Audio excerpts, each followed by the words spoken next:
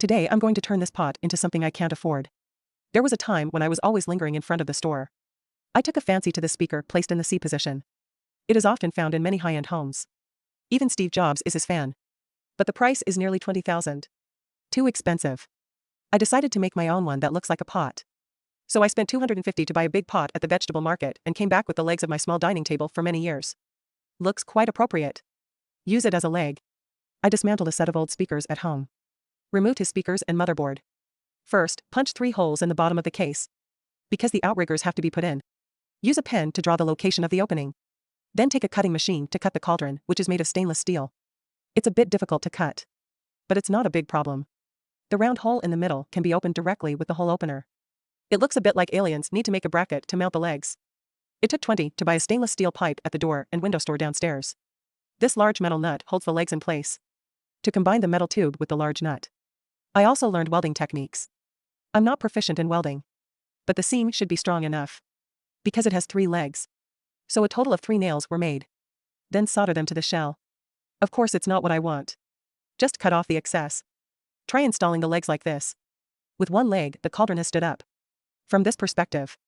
It's kind of like that already. Continue to process the shell. To cut a grill hole in the back. This is the vent hole of the audio sound unit. The sound of the woofer will come out of this position and cut like this. In addition, there is a large ventilation hole at the top.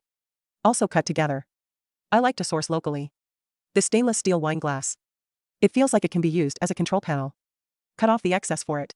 Open the button hole in advance. This part is to be installed at the bottom of the casing. Align and draw the position that needs to be cut. Then start cutting. This feels like the fireworks that were set off during the New Year's Eve when I was a child. There is a little smell in the air too. Like this cauldron has another hole. Then solder it inside. This is what it looks like after welding. I spent $80 to buy a pair of metal flange rings. I'm going to use it as a connecting bracket for 2 shells. Solder it to the case. I bought a small bracket for 10 yuan. This is the stand for the woofer. Bring it up together. After the whole shell is made. Apply a coat of sealant to it.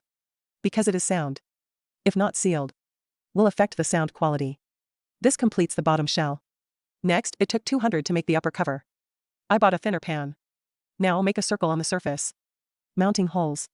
Punching holes in metal is too laborious. I still prefer to punch holes in the wood. Then turn it back and weld a metal ring to it. The link between the top cover and bottom case. Mainly rely on this circle. Then I spent another $40 to buy a steel wire. Bend it into a circle. This time I went directly downstairs to find Sherdun for help. It's not iron wire. It is a stainless steel bending. It takes a lot of effort. This has to be very far away. Because it will play a finishing touch in the finished effect. After cutting off the excess, the position of the joint needs to be welded together. Because it is different from the diameter of the flange ring that you bought yourself. Therefore, a circle of small iron pieces should be welded around to play the role of connection. If you don't say it's making sound. Others thought I was doing some black technology products. Put sealant on the gap when you see it. In this way, the production of the cover is basically completed. The back cover is so ugly. So I polished it again. First use the machine with sandpaper to polish. Then hand sanded. Create a brushed effect. It feels like taking a shower. Old iron. Do you think my approach is okay?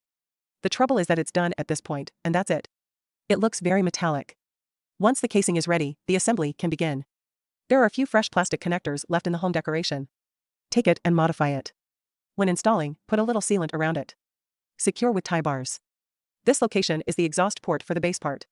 Cut a backing board from the board you made earlier on the furniture. This board is very important. It plays the role of fixing the speakers and the soundboard. When installing. Plus a layer of gasket. Then fix the board to the bottom with screws. Install a door-shaped metal bracket. The small L-shaped brackets used to fix the electric inverter are used to fix the built-in speakers. Such a large estimate is set. Now to make 2 built-in independent small speakers. I bought 2 Polonia wood boards for $30 and cut them. Use it as a box for a small speaker. Stick white latex in the middle of the board. Our speakers are genuine solid wood cabinets. It's just like this. Because the shell is curved. So it also needs to be sanded to fit the curve of the shell. In this way, the 2 built-in small speakers are ready. Install them on the left and right sides respectively. The bracket of the middle motherboard is also installed here. The production of the entire speaker has been completed 80%. Next, we will start to install the speakers and circuit parts.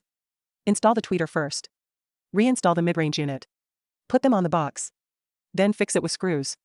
The big one is the woofer. Install it on the middle plank. Next, I have to install the power amplifier board and the control circuit of the power supply part in sequence. Before this position, I punched a lot of holes. Put all these sockets, knobs on the audio control board. Then there is the complicated wiring part. But it's not a big problem. My dad taught me how to use a soldering iron when I was 10. Soldering the circuit is still no problem. The internal wiring should be wrapped with sponge tape. This prevents resonance from plugging in the power cord. Press the power switch. The work light is on. After testing, the music can be played normally. The top cover also lacks a sound hole. Just to punch these holes. I also scrapped 5 drills. Now ready to snap the top cover of the speaker on. Plus a layer of gasket. 2 independent small speakers also need to be sealed. The capping ceremony can now be performed. Put the cover on. Put a ring of screws around the cauldron. I didn't expect that I would be made into a speaker. It looks more like a flying saucer.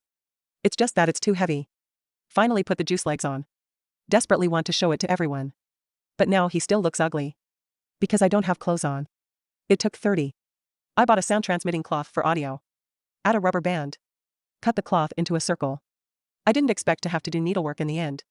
This video is a bit long. Those who can see here must be people who love life as much as the public. The rubber band goes through. So it becomes a mask. Put it on the front of the speaker. Adjust again slightly. That's it. I turned that pot into something I can't afford. I now have high-end speakers in my house. You can play music through Bluetooth.